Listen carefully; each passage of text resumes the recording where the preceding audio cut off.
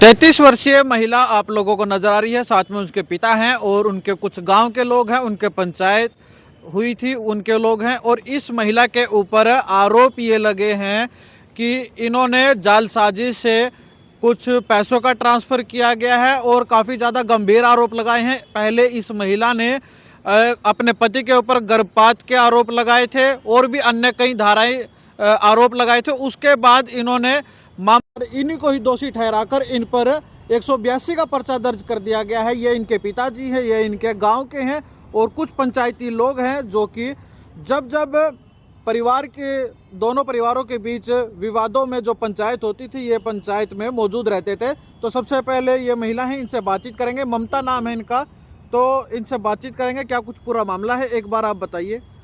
Sir, ये मामला इस तरीके से है कि हमारी शुरुआती तौर से ही अनबन चल रही थी रिश्ते में, और जो एलिगेशंस मुझ पे लगाए हैं, ऑल्दो मैंने इनिशियली कोई भी एलिगेशंस उन पे नहीं लगाए थे, क्योंकि हमारा सामाजिक तौर से मेरे पिताजी के साथ उन्होंने हमसे लिया था, जिसके ऑफ रिकॉर्ड्स हैं, क्योंकि वो सारा पैसा कैश ट्रांजैक्शंस हुई थी और सोनबीर का कारोबार ठप हो गया था, जिसके कारण वो बैंक करप्सी की तरफ चला गया था।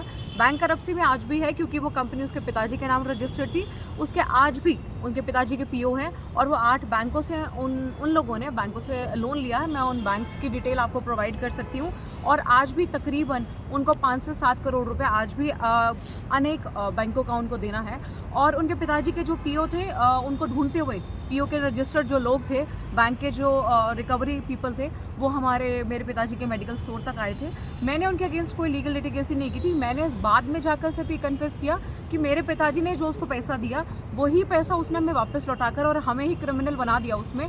तो उन लोगों ने तो देखते हुए हम लोगों से दहेज लिया है। मेरे पिता के पास कहाँ से आया, आज आप सब कहते हो। सामाजिक तौर से जिन लोगों से ब्याज पर पैसा लिया गया था उसको देने के लिए, वो इस बात के लिए गवाह हैं। और जो पहली पंचायत हुई थी गाँव में, मेरे कज़न्स हैं यहाँ पर, पहली पंचायत में उन सबके बीच में सोनबीर ने कबूल किया था कि हाँ, मैंने 70 लाख रुपया इनसे लिया है और धीरे धीरे कर इनका लौटा दिया है। जो कुछ बचा पैसा है वो उसने मेरे पिताजी के खाते में डाल दिया था। कब आपकी शादी हुई थी और ये अनबन कब से स्टार्ट हुई और किस मामले को लेकर? 2013 में मेरी शादी हुई थी सोमवीर के साथ, और सामाजिक रीति रिवाजों के साथ तहत मेरी शादी हुई थी।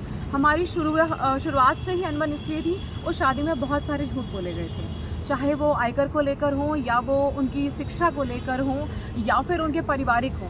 हालांकि मुझे ये भेद कभी भी नहीं था कि मेरे ही जो बड़े जेठ हैं, जो वकील हैं, प्रैक्टिस करते 30,000 में, उनकी 2 शादियां हैं। ये मुझे उन्हीं के घर जाकर पता लगा कि उनकी 2-2 बीवियां हैं, जब उनको ब्रेन हैमरेज होता है। और भी ऐसी छोटी छोटी बहुत सारी झूठ जो उन लोगों ने हमसे सामाजिक तौर पे बोली थी, मुझे वो वहाँ जाकर पता लगता है। शादी में बिचौलिया कौन था?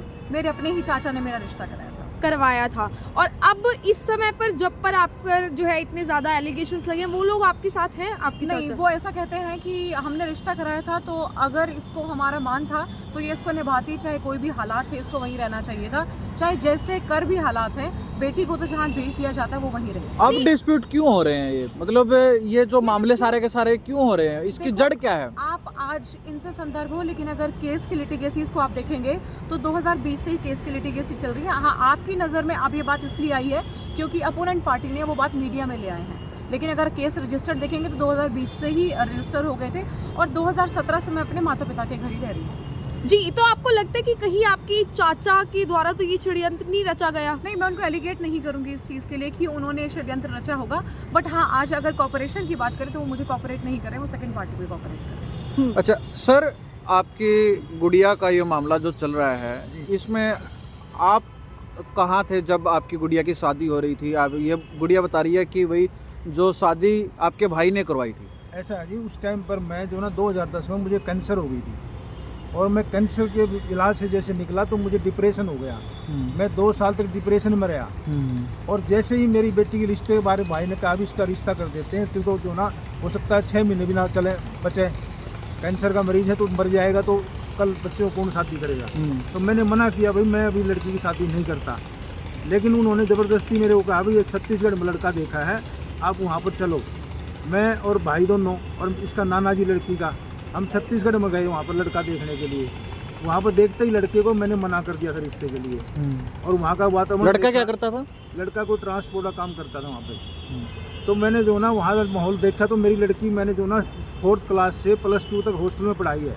3 बच्चे मैंने बोर्डिंग स्कूल में पढ़ाए हैं, हॉस्टल में, बेटा भी, दोनों बेटियाँ भी। और मैंने पता था भी मेरे बच्चे को कैसे पालन पोषण मैंने किया है, उस हिसाब से वहाँ मेरी बेटी एडजस्ट नहीं कर पाती थी, तो मैंने मना कर दिया था रिश्ते से। देखिए एक क्वेश्चन है, आप नहीं करना चाहते थे फिर भी आपके भाई ने जबरदस्ती करवाया। मेरी बेटी को उसकी आंटी और मेरा भाई वहाँ पे फलोरा चौक पे अपनी क्लिनिक चलाते हैं, 3 दिन के लिए मेरी लड़की को वहाँ पर ले गए और इसका माइंड वॉश कर दिया वहाँ पे ले तो जाकर। आपको नहीं लगता कि कहीं पूरे षड्यंत्र में आपके भाई को कोई प्रॉफिट हो सकता है, इसलिए उसने ये नहीं सब ऐसा नहीं, षड्यंत्र चलो जो भी है उसके मन में क्या था मुझे नहीं पता, मैं कोई एलिगेशन नहीं लगाऊंगा। अच्छा, ये पंचायतों का दौर कब शुरू हुआ? पंचायतों का दौर जब शुरू हुआ, जब मेरी बेटी मेरे भाई के पास, मेरे बेटे के पास कनाडा चली गई। कब गई थी? कनाडा में कब गई? 2019 में मैं पहली बार 2019 में गई थी। 2019 में मैं पहली और बार वहाँ गई पर जो ना और 2020 में मैं दोबारा गई। जब मैं 2020 में दोबारा गई, उस प्रक्रिया पे सोमवीर ने यहाँ कर एक्शन लिया और ये कहा कि हमें ममता वापस चाहिए क्योंकि हमें उससे बच्चा चाहिए। तो मेरा इस बात पे आर्गुमेंट हुआ कि सोमवीर, जब 4 साल से मैं अपने घर बैठी हूँ, तुम मुझे मरे जिए के लिए कभी पूछने लेने किसी त्यौहार पर या किसी भी खुशी महोत्सव में ना तुम कभी मेरे को शरीक कर रहे हो, ना कभी हम साथ हैं सुख दुख में। तो अब हम बच्चा कोई पेड़ पर लगी हुई चीज़ नहीं है, वो इमोशन से बनी हुई चीज़ है, आप ऐसे ही नहीं ला सकते। और मैं पहले एक बार उस चीज़ से जूझ चुकी थी, उस अबॉर्शन से। मैं दोबारा मजाक के तौर पर किसी भी नन्ही जान को इस धरती पर जन्म नहीं दे सकती। आप ये बताइए, आपका पति एक तरफ कह रहा है कि मुझे बच्चा चाहिए इसलिए वो आपको वापस लाना चाहते थे, एक तरफ आप आरोप लगाती हैं कि उसने अबॉर्शन करवा दिया। जब उसको बच्चा चाहिए था तो उसने अबॉर्शन क्यों करवाया फिर? वो कह रहा है ना कि उसको बच्चा चाहिए, उसको चाहिए होता, किसी भी इंसान को बच्चा चाहिए तो क्या वो अपनी बीवी को 4-4 साल तक उसके घर छोड़ देगा और सामाजिक तौर से कभी लेने नहीं आएगा? अगर किसी इंसान को सिर्फ बच्चा चाहिए तो बच्चा तो वो अडॉप्ट भी कर सकता है। अगर गृहस्थी में बच्चा चाहिए है तो उसको अपनी बीवी को अपने पास रखना पड़ेगा उस चीज़ के लिए। और ये जो आपको 3-3 साल 4-4 साल आपको अपने मायके में रहे, क्या कारण रहा दोनों के बीच में? हाँ, हमारे बीच में शुरू से ही मनमुटाव था और वो फिर कारोबार को लेकर ये दुहाई देता था कि मेरा कारोबार सही नहीं चल रहा है, तुम माता पिता के पास ही रहो। हाँ, लेकिन जब उसको पैसे की ज़रूरत होती थी वो मुझे अक्सर फ़ोन करके या मेरे पिताजी को फ़ोन कर वो जो भी रोता था ये कहता था कि आप प्लीज़ मुझे पैसा दिला दो, नहीं तो मैं मर जाऊँगा। पैसों का भी काफ़ी ज़्यादा लेन देन हुआ है, क्योंकि सामाजिक तौर से मैं मना भी करती रही, पर मेरे पिता को लगता था कि बेटी का घर बसाने के लिए हमारी बिरादरी में ऐसा करोड़ों रुपए के आप पे एलिगेशंस भी लगाए हैं कि आप पैसे लेकर भाग गई, मतलब भगोड़ी दुल्हन, और फिर बताया गया कि ट्रांजैक्शन भी आप में करोड़ों रुपए की करवाई गई है। इसको कैसे देखती हैं आप? मैं आपको एक ही चीज़ कहूँगी, अगर कोई भी इंसान के घर में करोड़ों की आमदनी पड़ी है कैश में और उनकी बहू उठाने में उनके लिए सफल हो पा रही है, लेकर जो भाग, देखो आप सब छोटे नहीं हैं, 24 घंटे का सफ़र है, मुझे यहाँ पैसा लाने के लिए आपकी ही बात को बड़ा करती हूँ, 12 करोड़ रुपए मान लेते हैं मोटा तर पर, मैं वहाँ से ब्लैक में लेकर आई हूँ, तो कितने रुपए के नोट लेकर भागी होंगी? और अगर मानिए 2000 के नोट भी लेकर भागी होंगी 12 करोड़ में, तो कितनी बोरियां भरोगे आप? कितनी बार मैं रेल में चक्कर लगाऊंगी? क्राफ्ट में तो मैं 12 करोड़ रुपए कैश नहीं, अगर उनके घर में इतने हैं तो सिक्योरिटी गार्ड्स भी होंगे, बाकी भी तो घर के मेंबर्स तो होंगे। आप वो बैंक आंकेंगे का ना? लोन को नहीं भर देते, इतना पैसा था तो बैंक का लोन को नहीं उनके पास भरते। पैसा था तो वो बैंक का पैसा जब भरे उनके ना। पास पीछे पुलिस तो घूम रही है, अगर उनके वो पीओ है तो पैसा भर दो अगर वो बैंक को। कुलदीप जो ना अभी सामने आ जाए तो पुलिस उसके पीछे भाग रही है पैसे के लिए। बैंक को अच्छा, नहीं- एयरपोर्ट से भी आपको पकड़ा गया है, लुकआउट नोटिस आपको हुए हैं, पुलिस द्वारा लुकआउट नोटिस हुए? वो कॉपी मैं आपको दे देती हूँ। जो 420 का एलिगेशन मेरे ऊपर 10 लाख रुपीस जॉइंट फर्म में से विड्रॉल का है, वो छत्तीसगढ़ में रजिस्टर्ड है। मैंने उस फर्म में से पैसा निकाला था आपसी इधर कारोबारी उस जो लेन देन था उसको लेकर, और वहाँ पर उसने एलिगेशन लगाया जिसका मुझे लीगल रजिस्टर्ड नोटिस ना कभी मिला, और वो कहते हैं हमने कभी रजिस्टर्ड नोटिस भेजा ही नहीं। कौन सी पुलिस है जो इतनी तेज़ी से काम करती है? 1 महीने के अंदर मैं पीओ भी हो गई, मेरे वारंट भी आ गए, मैं लुकआउट नोटिस भी निकल गया और मेरा पासपोर्ट भी इम्पाउंड हो गया। अच्छा ममता जी, लोगों हरियाणा का कोई भी व्यक्ति है, यदि उस पर कोई भी जाति होती है और ये सोचता है वो कि यदि वो अनिल विज के दरबार में जाएगा तो उसको न्याय मिलेगा ही मिलेगा। आप भी अनिल विज के दरबार में गए थे और आप बोल रहे हो कि आपको न्याय नहीं मिला। नहीं, न्याय मिला वहाँ पे। उन्होंने हमारी जो ना हरियाणा पुलिस से हमारा केस जो ना क्राइम ब्रांच में ट्रांसफर किया। अच्छा, अनिल विज विज ने। सर ने तो अपनी डायरेक्शन दे दी।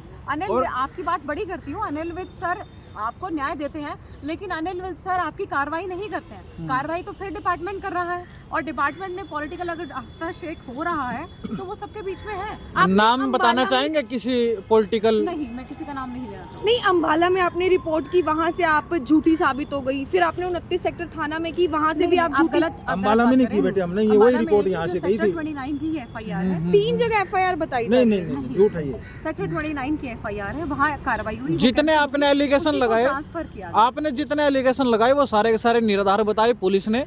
आपने गर्भपात वाला बताया, आपने छेड़छाड़ का भी बताया। दहेज वाला बताया। मैं आपको बताती हूँ, मैं आपको एक बात बताती और भी अन्य कई हूँ। बातें हुई थी। आप सबके माध्यम से कहती हूँ, जब मैं किसी चीज़ की रिकॉर्डिंग प्रेजेंट कर रही हूँ कि मेरे ससुर ने पैसा लिया है और मैं वो रिकॉर्डिंग पुलिस को दे रही हूँ, अगर पुलिस उसको नहीं कंसीडर करना चाहती, फोर्सफुली क्या कोई भी इंसान कलम चलवा सकता है? मैं आप नहीं ये चलवा बताइए सकती, कौन दहेज से चलवाएगा? बचने, आप ये बताइए दहेज से बचने के लिए उन्होंने जो पैसा मेरे बैंक में ट्रांसफ़र किया था, जो पैसा मेरे यहाँ से गया हुआ था, नगद पैसा मेरे से जो मेरे दामाद ने ले रखा था, उन्होंने बहुत जालसाजी से हमारे को फंसाने के लिए और दहेज से बचने के लिए तो उसने ये किया ना। देखिए आप तो मतलब एज अ अभी- पति या आपके जो पिता है वो एज अ दामाद पैसे दे रहे थे और वो इन चीजों का फायदा उठा के अब आप पे एलिगेशंस लगा हाँ, रहे यही हैं। तो है ना। मतलब ये जो पूरा प्रोसीजर हम है कभी स्टार्टिंग भी- से ही फंसाने की ही कोशिश अच्छा, कर रहे हैं। एक आपकी तरफ से यह भी बात कही जा रही है कि आपके पति के अवैध संबंध भी हैं, किसके साथ हैं और क्या कुछ मामला है देखो वो?